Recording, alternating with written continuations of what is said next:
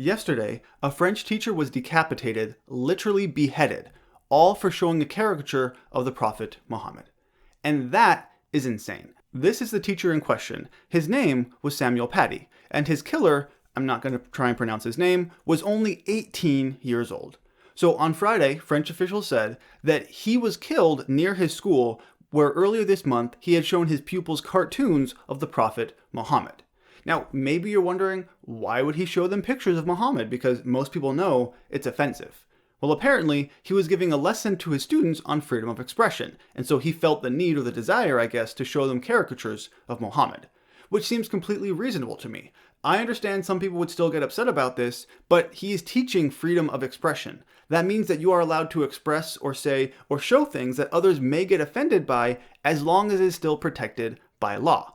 And as backwards as France may be when it comes to freedom of speech, this is still protected by law. So he did nothing wrong here legally. And to try and cover his bases even more, before showing the picture, the teacher had asked pupils who were Muslim to raise their hands and invited them to leave the classroom, advising them he would be showing a caricature of Mohammed and they might be offended.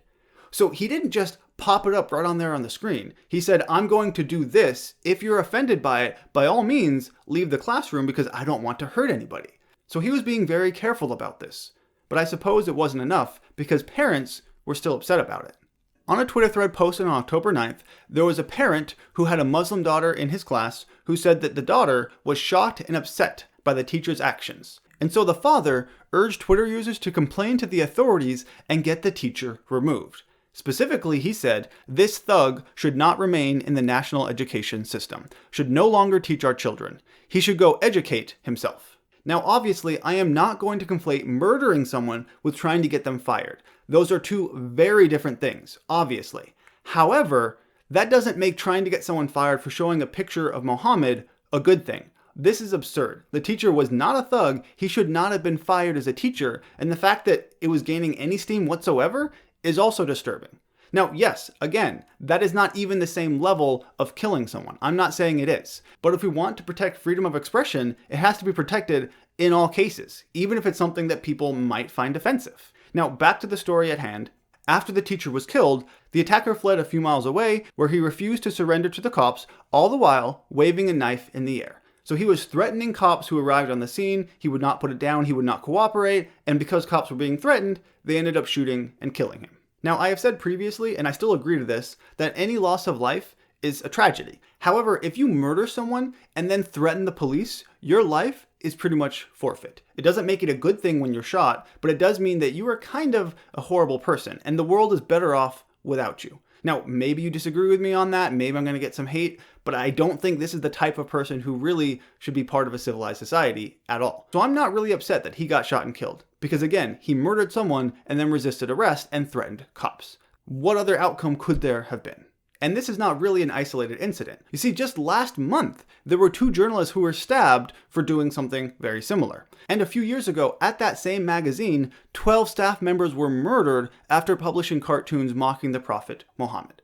More recently, news has broken out that 9 people, including a minor, have been arrested in conjunction with this murder. Now, clearly, I'm not conflating this with every Muslim because that's ridiculous. But we have to recognize that radical Islamic terror is actually a thing that occurs, not just in the Middle East, but in Western countries as well, in countries that many would consider civilized.